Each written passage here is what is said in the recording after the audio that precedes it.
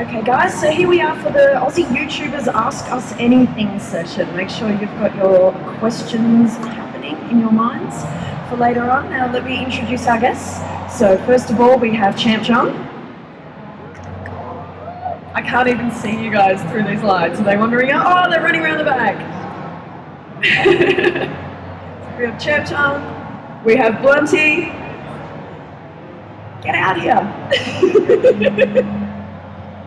Come on, we've been introduced. Grab a chair, and we have Charalanahzard, AKA Alanah Pearce.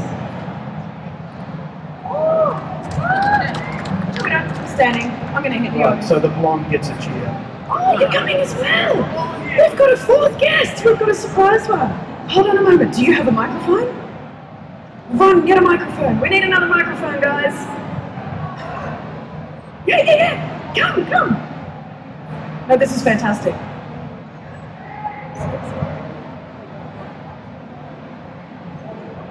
So, how about this weather we've been having? Go local sports team?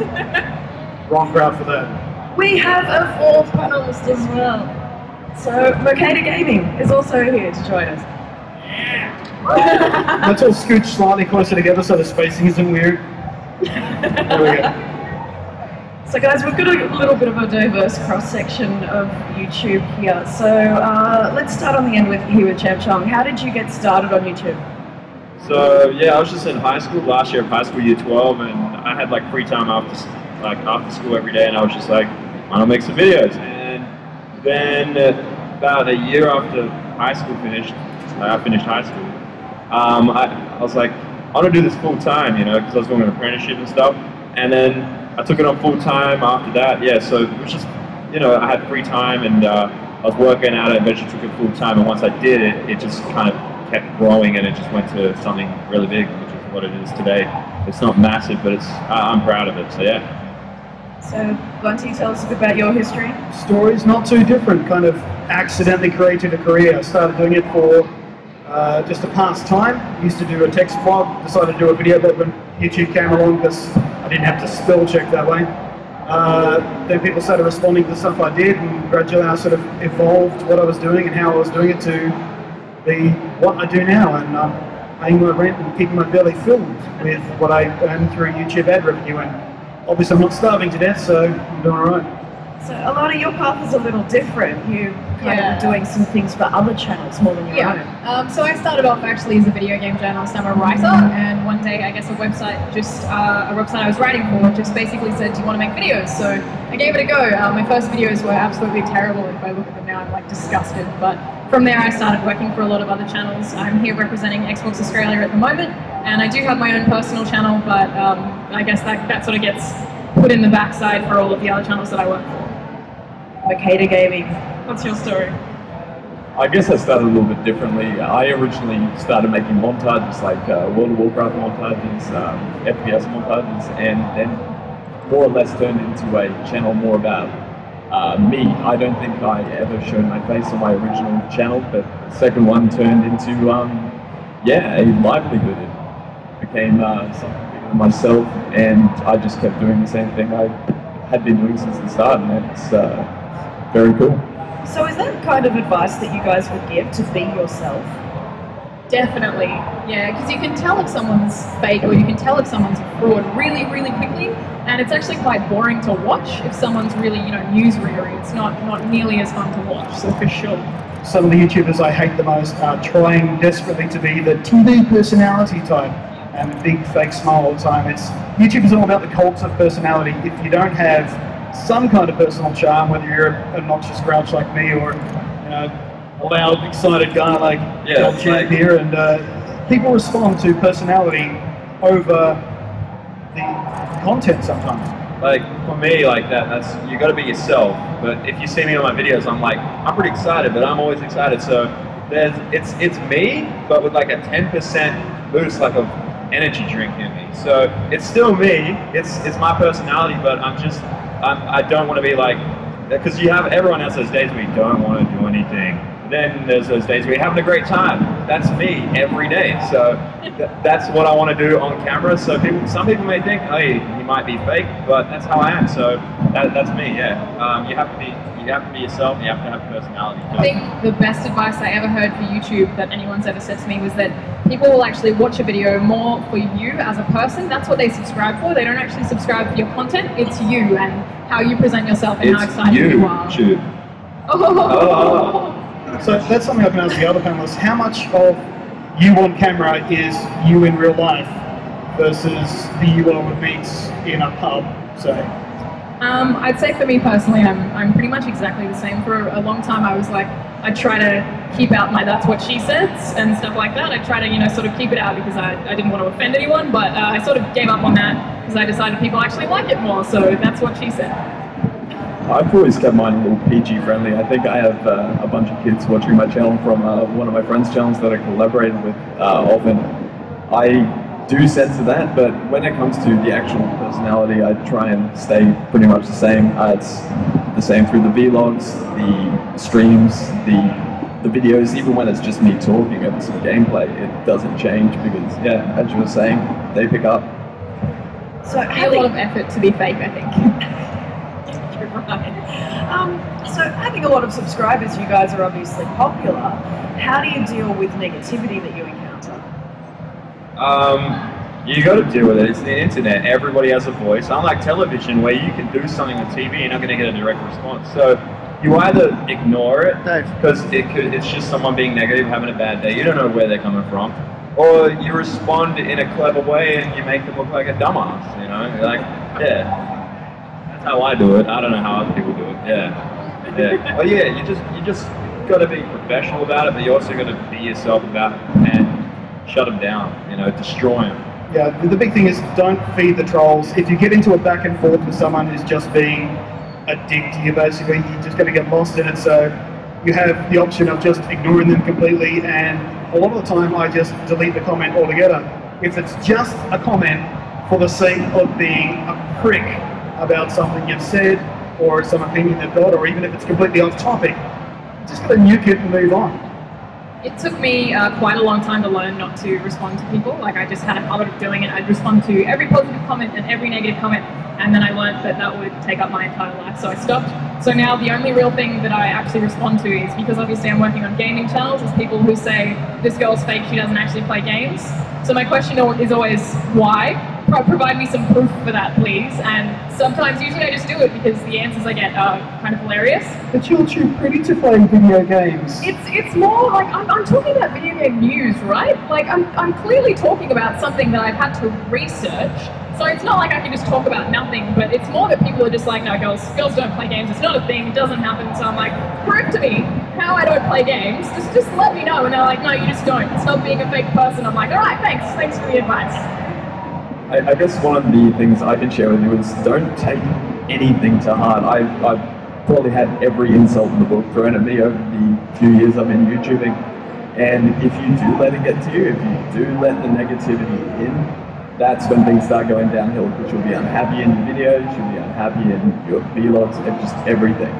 So understand that these people some people will dislike you, but you just kind of have to live with it. It's one of those things that's part of the job and part of life as a YouTuber. And it's very rarely honest hatred as well. I mean, gamers online get a very bad rap about being negative and bigoted and horrible, creepy people. You come to events like this and you meet them in person and they're the loveliest people. It's just that field of anonymity that turns them into assholes sometimes. I think, especially with like the extreme negativity that you can get, if you pay attention to people who are negative, then you're often really, it feels like they're a lot bigger than they are, but there's a lot more of them. And if you pay attention to them like that, you'll lose the motivation to make videos because you feel like you're making videos for people who hate you. And often it's the complete opposite. If you've got subscribers, chances are they probably like you. Yeah, one thing I noticed that some people do wrong is they only respond to the negative comments, but not the ones that are saying how great their video is. I've seen that happen. And then their channel goes nowhere. You've got to appreciate the people and thank them for watching and contributing in the comments section that actually love what you do and that way they'll see that and probably tell their friends, and then you'll get more nice people commenting. But if you feed the trolls, as Blunty said, they'll tell their troll friends, and they'll come along and go, "Ha, this guy's easy to piss off," you know, and then you'll just have an even worse day that day. So yeah. And often if you say positive things or reply to positive comments, like I get asked a lot of questions. I have a lot of collectibles that I show on my personal channel, and people will say, "Where did you get this? Where did you get your cabinet?" Stuff like that. It's really easy to answer, but if you start answering it, people actually thank you. People say, "Thank you so much for taking the time to answer this," because a lot of people don't. So they're really, really appreciative. Okay, so I'm going to throw to the audience for some questions now. If anyone's got a question, you can raise your hand straight up in the air or put it on your head, whatever's easier. Okay, so we've got one right here. Do you have any other jobs than being on YouTube? For me, no, I do YouTube full time. So yeah, make videos, and play games. I do the video thing pretty much full time, but YouTube isn't all I do. I've got a couple of side gigs, like I work with a camera store called DigiDirect TV, and I do some branded videos for those guys. And sometimes I do commission gigs and bits and pieces, but yeah, by and large, it's just off my own bat, my own channel stuff. I actually write more than I make videos, probably not at the moment. Like lately it's been a lot of videos, but I'm a writer as well, so I write reviews and stuff like that. I've worked all manner of jobs while doing my YouTube stuff, since it's more been about the videos than the money at times, and I've probably put a little too much time into YouTube than I should have, and it's definitely gone downhill in that case, but yeah, that's So I just got another question. Who you tell? With a lot of gamers nowadays, I noticed that with YouTube channels, they've got multiple channels. They've got an RL channel and a whole bunch of different channels. Is it advisable to start out having multiple channels like that, or actually just branch out later on? Okay, so this is my opinion, and it works definitely for a lot of people. So stick to one channel until I'd say maybe 100,000 subscribers, or maybe even more. Like once you're really established and you have that fan base, that core base, don't branch out, because what you're basically doing is, let's say someone finds you on that second channel that you just made when you hit 1,000 subscribers. They might not know that you've got this main channel that's got like a bunch of subscribers already. So don't spread yourself out. Just stick to that main one place, and then you can focus all your energy on that one section, you know, of YouTube that you're doing. That's what I'm saying. Don't spread yourself out too early. Wait till you're established, and then maybe go to a vlog channel, then to a main games channel, to something else. Maybe even if you have a pet, you can do a pet channel. I don't know, but yeah, just my advice is you stick to one channel at first. Yeah, just build the brand that is you on the single channel. I've got a secondary channel. Like very rarely it's just kind of an overflow place. If I've got a bunch of stuff going up on my main channel, I've got something sort of off topic or some sort of side comment or something, I'll pop it up on the secondary channel. And the only exception to that is the DigiDirect stuff I do, which is its own sort of entity in and of itself. So my view is completely different. I totally agree. If you're making a personal channel, then definitely stick to one, because it's so hard to market more than one thing. But for me, I actually work for a Facebook page called Video Game Memes, which has about 500,000 likes, and I just messaged them one day, and because I had experience, I was like, hey, do you guys want a YouTube channel? So I'm the sole person working on that channel, and because of them, they share their video on the Facebook page, and then I will get subscribers through that, and there's actually more than one company I do that for. So I guess working for other brands helps, but for yourself, I'd stick to one, definitely. Yeah, I'm in the same boat as both Champ and Blunty, and that one I never spread out to another channel. Still at 145,000 at the moment. Still haven't spread out, so I mean, you could keep every video on your one channel indefinitely, and there's probably actually no reason to, unless you've got a whole range of content to show.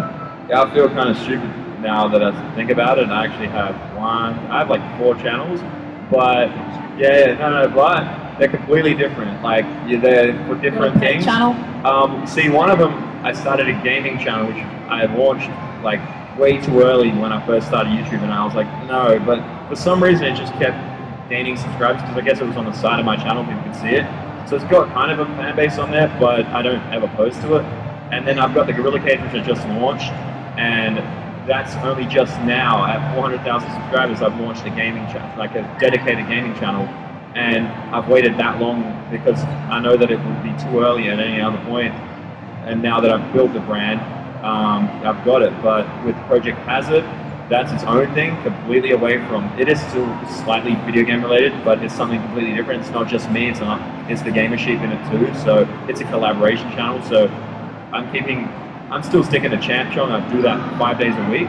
But yeah, I definitely, like everyone said, if it's just your channel, if you're one person, focus all your energy on just the main channel, the one channel. Yeah, and as we said before, like it's more your personality that people watch rather than your content. So it's actually, a lot of the time my subscribers on my personal channel, which is comparatively small compared to the channels I work for, ask for such a massive variety of things. They ask to see like a certain collectible I have, or to see Let's Plays, or to see more reviews. So you could put a lot into one channel and it wouldn't really make a difference. People would probably still want to see it because they're watching for you and not watching for the actual stuff you're making a lot of the time.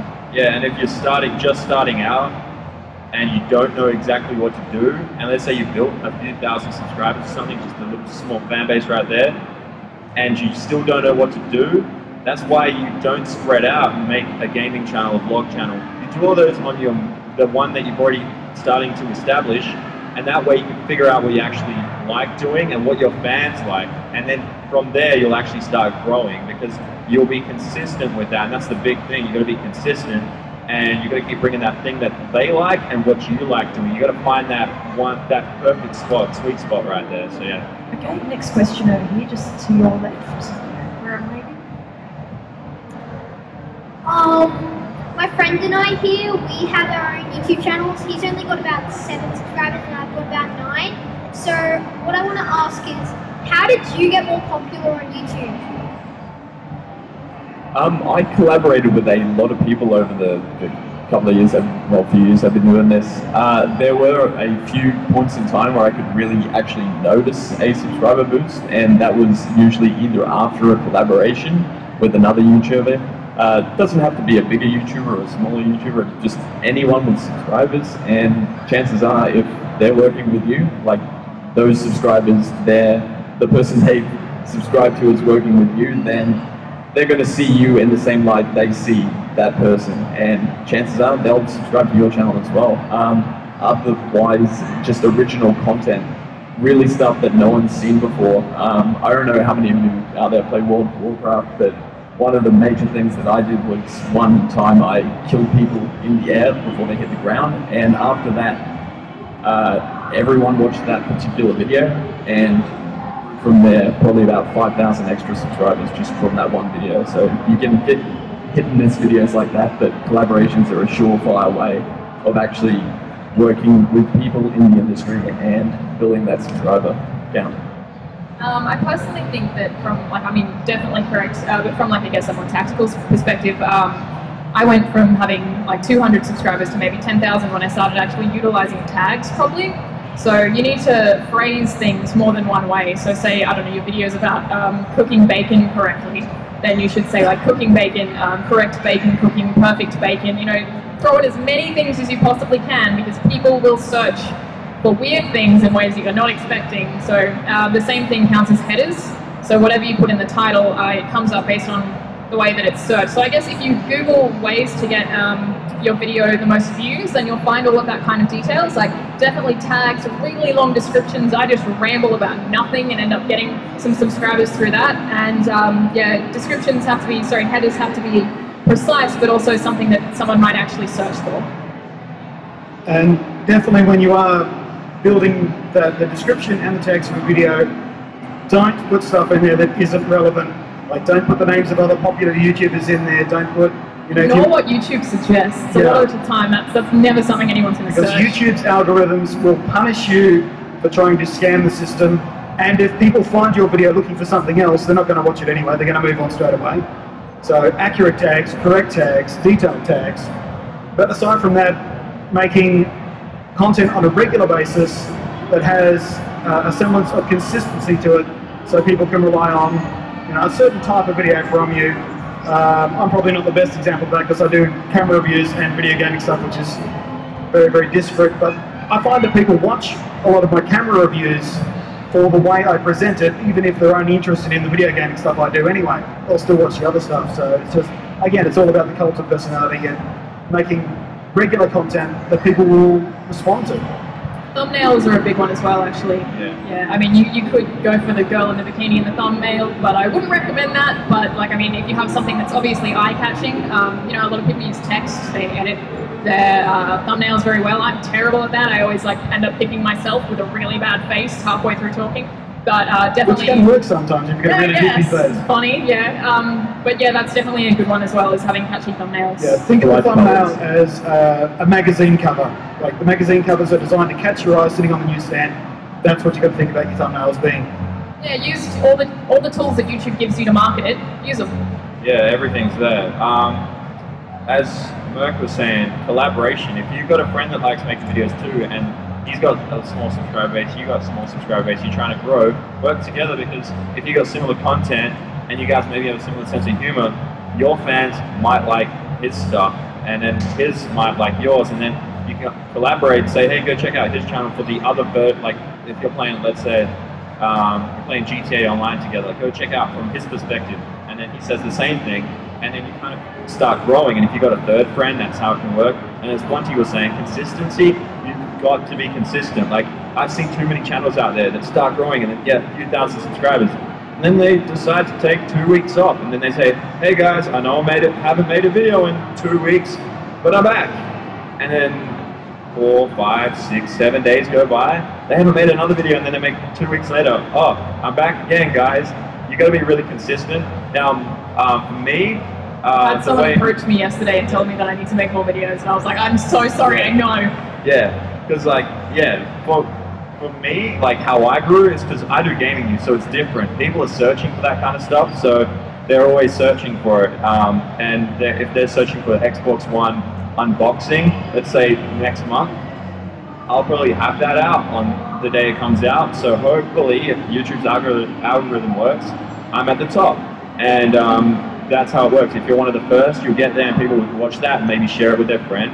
And now back to collaboration for a second. Like, a lot of people were like, do the Gamer Sheep and ChampChong hate each other? This was like 2 years ago, because we both do gaming news. It's not the case, because we actually formed a channel and collaborated, Project Hazard, and then everyone realized, and they're like, oh, they're cool. I don't have to hate that other guy because I like this guy. And then, yeah, we ended up growing really fast together for that period when we were doing Project Hazard. So, yeah, collaboration, consistency, and using YouTube to the best of your abilities, and being unique, doing something that other people don't do. That's definitely the thing, because gaming on YouTube is a saturated market right now. I've said this a million times. There's so many people doing the same thing, like standard gameplays. The new consoles, it's going to be even worse when everyone can automatically upload their gameplay. Everyone's going to be uploading gameplay. So you've got to stand out, and oh, one last thing. When you're starting your channel, start a Twitter or Facebook with it and market that, because you can't always rely on YouTube's subscription boxes. That's what I've learned. So I kind of regret not making one back like 3 years ago, whatever. So yeah, definitely build that too while you're building your channel. And I guess the last thing I can think of is just ask people to subscribe, because sometimes they don't think to, you know, and it kind of feels like a little bit weird when you're like, hey, subscribe to my channel at the end of a video, but reminding people, sometimes, you know, people just forget. They need to know that, so it's a good thing to remind people to do it. I personally hate that. I think it's treating people like idiots. Remember to subscribe, because you're going to think of it on your own. No, well, if you enjoyed this video, please remember to subscribe and smash the like button. Like, it's simple, it's 2 seconds. But, what was I going to say? I forgot. Well, I've got another question over here. So, what's the best equipment and programs to get a gaming channel up? Like a gaming channel is in, like, you're doing gameplay commentaries, things like that? Yeah, let's play. Depends. Well, you need a computer, a camera, if you're going to do face cam and things like that. You need editing software, obviously, so I can't tell you what kind of computer to get. You could probably say that kind of stuff, but if you're using console, definitely I recommend Elgato game capture. It's high definition, it's really portable. Like, it's not like the old Hapog HD PVRs, which were like massive, they had like a million cables out the back of them. And I used those for ages, but then I eventually switched to the Game Capture HD from Elgato, which is like that big. It could fit in your pocket. So that you need a really good microphone. That's probably really key. So yeah. Audio is 60% of what makes a decent video. Even if your video looks like crap, as long as people can understand what you're saying and what you're communicating, it's going to be fine. Audio is far more important than having the crispiest, most amazing videos. So yeah, spend your money on a decent microphone rather than $2,000 worth of DSLR or something. I actually have a really bad computer, so I would like to actually make more Let's Plays, but I make virtually none because my computer's crap, but nobody actually ever seems to care. So I got the most basic software that I could get. I have a couple of Minecraft houses that I've made that actually have a lot of views on those, and I guess just because I'm talking the whole time, and yeah, I've got a very good audio, so that's all that people really seem to care about. My quality's not great, but the fact that, you know, they know what's happening is important. I guess with going back to PCs and just what ChampChong was saying with the capture devices, I mean, you can pick up like software. Like Mine's free, so. Yeah, like Fraps, plenty of free software out there as well. And a lot of the things, editing programs, you can also find for free online. Audacity is a good one to use for audio. There are some free editing programs out there for movies, but they're not the best quality. Usually, to get a good one, you have to pay a couple of $100.